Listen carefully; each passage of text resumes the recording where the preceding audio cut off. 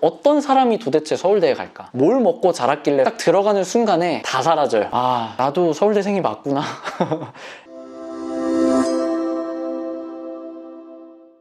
안녕하세요. 순호코딩의 쌤입니다. 이제 순호코딩 처음으로 찍게 된 건데 코딩만 해서 서울대 간 썰을 한번 풀어보려고 해요. 저는 서울대학교 컴퓨터공학부 1, 2학번이고요. 초등학교 5학년 때부터 코딩을 시작을 했는데요. 코딩에 관심이 있었던 건 아니고요. 제가 어릴 때 수학을 되게 즐겁게 배웠던 되게 좋은 기억이 있는데 우연히 수학 관련된 여러 활동들을 할 수가 있었어요. 근데 그러다가 그때 한참 서울교대라는 데에서 영재교육원을 하고 있었는데 정보 과목도 있었고 수학도 있고 뭐 과학도 있고 했는데 수학은 이미 꽉 차 있었고 정보 같은 경우에는 수학 문제랑 과학 문제로만 돼 있다고 해서 수학 다 맞으면 들어갈 수 있겠다. 그래서 실제로 시험을 봤는데 수학은 다 맞았고 과학은 다 틀렸습니다. 그래서 들어가게 됐고 그때 이제 처음으로 코딩이라는 걸 접하게 됐던 것 같아요. 공부라고 생각해 본 적이 전혀 없었던 것 같아요. 아무래도 그 당시에 코딩은 아무도 관심 없었고 제가 코딩한다 그러면 다 코딩이 뭔데 자꾸 코딩을 한다고 하지? 너 뭐 해킹할 줄 아냐? 여러 게임에 뭐 매크로 만들 줄 아냐? 이런 질문들 되게 많이 받았던 것 같아서 저 같은 경우에는 다른 공부, 다른 거에 전혀 취미가 없었고 코딩을 한다는 것 자체가 되게 재밌었던 것 같아요. 제가 원래 되게 산만한 학생이었거든요. 자신감이 항상 있었어요. 내가 선택한 게 맞다. 근데 코딩을 하면서 제 성격이 많이 바뀌었는데 이 코딩이라는 게 다들 어려워하시는 이유 하나의 문법이라도 틀리면 뭔가 원하는 답이 아예 안 나오잖아요. 내가 왜 이걸 못하고 있지 이런 생각이 드는데 또 웃긴 게 그래서 어떻게든 돌아가는 프로그램을 만들어도 또 될 것 같은 느낌을 자꾸 주면서 결국에 실행해보면 또 원하는 결과가 안 나오는 풀릴 듯 풀리지 않는 그 느낌이 되게 저는 좋았던 것 같아요. 그랬을 때 뭔가 질문할 수 있는 사람이 없으면 저보다 더 잘 아는 사람이 없다는 어떤 가정하에서는 되게 저도 답답하고 이탈하고 싶었을 것 같은데 그게 아니라 저 같은 경우에는 코딩을 이제 학원에서도 공부를 좀 했었는데 그 당시에 이제 친구들이랑 같이 막히는 부분에 대해서 서로 논의도 하고 서로 알려주면서 했던 부분이 제가 코딩에 대한 흥미를 계속 유지할 수 있었던 제 주위에 있었던 친구들이 그때 코딩 다 같이 했던 친구들인데 과학고등학교에 다 같이 들어갔고요. 전부 대학교를 굉장히 잘 갔어요. 그 친구들 지금도 되게 자주 만나고 되게 재밌는 게 이 문제를 해결하는 훈련이 굉장히 잘 돼 있는 친구들일 수밖에 없잖아요. 지금은 그 사람들이 다 정말 좋은 회사에 뿔뿔이 흩어져 있어서 뭐 구글이든 뭐 페이스북이든 아니면 되게 다양한 회사들에 다 퍼져서 재밌는 일, 본인이 풀고 싶은 일들을 다들 풀고 있다는 게 제 주위 친구들의 모습인 것 같아요. 코딩을 떼놓고 생각할 수가 없는 세상에 살고 있다고 생각하고요.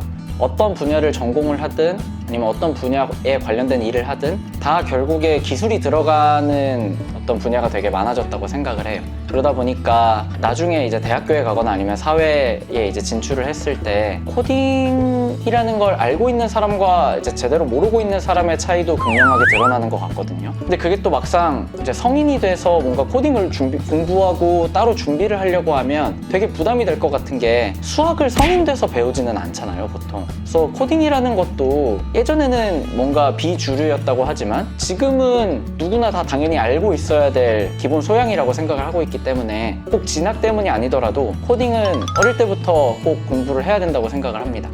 뭐 아무래도 컴퓨터를 항상 쓸 수 있었죠. 그래서 제가 하고 싶었던 것들을 더 많이 할 수 있었던 것 같고 딴짓해도 잘 걸리지 않았던 것 같습니다. 그 수학 문제들 중에 보통 순열과 조합 파트 되게 어려워 하더라고요. 코딩으로만 뭔가 그 순열과 조합 문제를 풀 수 있는 방법들이 있거든요. 그 코딩을 알다 보니까 그걸로 경우의 수 문제는 거의 다 풀었던 것 같아요. 매크로를 써본 적은 많이 있고요. 근데 매크로를 제가 직접 만들어 본 적은 없는 게 그 매크로가 옳은 거라는 생각은 해본 적이 없어요. 그래서 제가 만들기에는 약간 양심이 찔리지만 이미 있는 걸 쓰는 거는 되게 궁금해서라도 써봤다. 학창시절에 코딩 공부를 시작하려면 예전에는 코딩 학원들이 거의 없었고 뭔가 자료를 찾으려고 해도 한글로 돼 있는 자료가 없어서 저 같은 경우에는 그때는 영어랑 중국어로 돼 있는 자료가 많아서 중학교 때 제 반에 미국에서 살다 온 친구가 한 명 있었고 중국에서 살다 온 친구가 한 명 있어요. 이렇게 2명 있었거든요. 그 2명을 불러서 다 맡겼어요. 이걸 한국어로 번역해오면 너네가 모르는 과목을 하나씩 알려주겠다. 그래서 되게 열악한 환경에서 공부를 했었는데 지금은 정말 축복받은 환경이라고 생각을 하는 게 그냥 어떤 코딩 관련된 무료로 열려있는 뭐 유튜브를 포함해서 되게 다양한 자료들도 많은 것 같고 책도 되게 잘 나오는 것 같아요. 근데 그렇다고 꼭 유튜브나 책으로 공부를 시작하라는 얘기는 절대 아니고요. 코딩에서 가장 어려운 게 뭐라고 생각하냐면 뭔가 모르는 게 생겼을 때 물어볼 사람이 있어야 돼요. 솔직히 내가 뭘 모르는지 모르는 상황에서는 어떤 걸로 공부하든 크게 변하는 게 없잖아요. 또 내가 모르는 거를 확실하게 모르는 거에 대한 답을 얻을 수 있는 환경, 그게 학원일 수도 있고 어떤 사람한테는 아니면 뭐 그냥 스터디일 수도 있고요. 아니면 어떤 서비스를 써봤는데 그 서비스 자체가 질의응답을 정말 활발하게 받아주기 때문에 내 수준에 맞춰서 뭔가 컨텐츠도 많이 있고 뭐 그런 서비스일 수도 있고요. 어디서 시작해야 되는지에 대한 정답은 없지만 내가 모르는 거에 대한 답을 거의 다 알 수 있는 환경에서 시작을 해야 된다는 답을 드릴 수 있을 것 같아요. 가장 짜릿했던 순간을 두 가지로 말씀드리고 싶기는 한데 제가 중학교 3학년 때 정보올림피아드 대회에서 대상을 받았거든요. 근데 그게 그냥 대상이 아니었고 그 당시 정보올림피아드가 예선이랑 지역본선이랑 전국대회 이렇게 3개가 있었는데 도대회에서도 1등을 했고 지역본선에서도 1등 했고 전국대회에서도 이제 1등을 하니까 당시에는 공부를 가장 잘했다는 거였거든요. 근데 중학교 1학년 때 2학년 때는 광탈을 했었어요. 뭔가 정말 안 될 것 같다는 생각이 드는 상황들이 많았는데 1년 만에 실력이 막 엄청 늘었다기보다는 내가 노력한 거는 정말 외면당하지 않았구나 이런 생각이 들었던 것 같아요. 두 번째 경험은 그때 제가 고등학교 2학년 때 국제정보올림피아드 대회에 출전을 하게 됐었어요. 그래서 한국에서 4명 뽑는 자리에 제가 들어가게 됐고 태국을 가게 됐는데 나라마다 가장 똑똑한 4명씩 300명이 모여서 같이 프로그래밍 컨테스트를 하는 대회였거든요. 이틀만 띄엄띄엄 시험을 보고 나머지 날은 다 같이 손잡고 놀아요. 그때 되게 글로벌하게 전 세계에 이렇게 다양한 친구들이 있고 되게 재밌는 세상에 살고 있구나 내가 이런 걸 느꼈던 게 가장 즐거웠던 일이었던 것 같아요.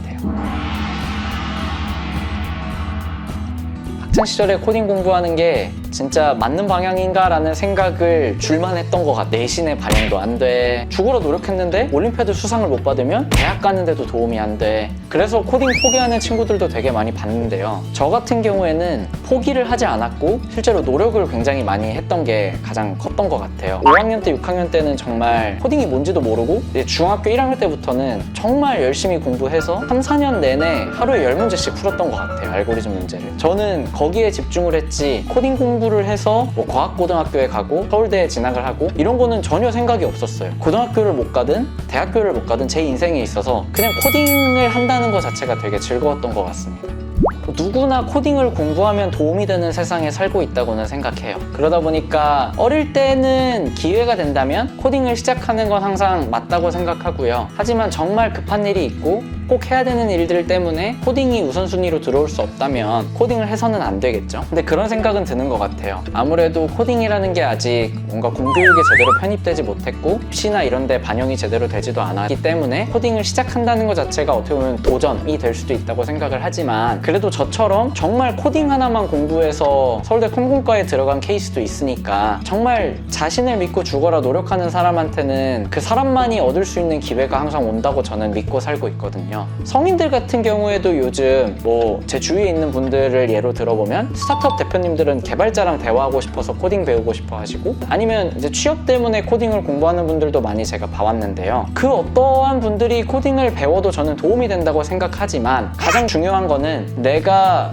뭘 하고 싶은가가 되게 명확해야 된다고 생각해요. 스타트업 대표님들은 개발자랑 대화하고 싶으니까 코딩을 배울게가 나오기보다는 그럼 개발자랑 대화하려면 내가 뭘 알아야 돼? 그 문화를 배우는 게 더 중요한 것 같고 개발을 직접 하는 것보다도 취준 준비하는 분들 같은 경우에는 바로 뭔가 현업에서 쓸 수 있는 산출품을 바로 만드는 것도 중요하지만 어떻게 해야 되는지를 모르겠다고 해서 처음부터 막 얘가 답이다 라고 주장하는 건 정말 좀 무책임한 얘기인 것 같아요. 저한테 만약에 그런 상담을 누군가 요청을 한다면 뭘 하고 싶으신 건지 평소에 궁금했던 게 뭔지를 좀 여쭤보고 되게 작은 토이 프로젝트부터 키워나가면서 그 사람의 역량에 맞는 그 다음 레벨에 해당하는 것들을 계속 학습할 수 있도록 하는 어떤 커리큘럼을 제가 한번 제안을 해드리게 될 것 같습니다. 어린 친구들에게 이제 해주고 싶은 얘기가 코딩만 해서 서울대를 가는 사람도 많이 있다는 사실인 것 같습니다. 그 중에 하나가 저고요. 코딩만 잘하는 사람들도 인정받고 사는 세상에 살고 있거든요, 우리는.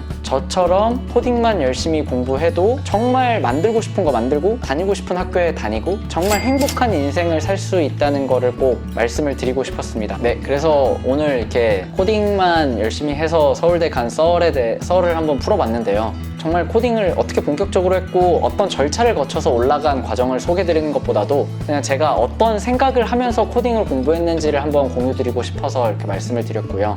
이거 말고도 이 코딩이라는 분야에서 그런 경험들을 듣고 서로 어떤 커넥션이 생기는 게 가장 중요한 분야라는 생각이 들어서 이런 채널을 이제 만들게 된 거고요. 그래서 앞으로는 다양한 서울대와 코딩 관련된 얘기를 많이 풀어드리려고 합니다. 그래서 다들 이제 관심과 구독 부탁드립니다.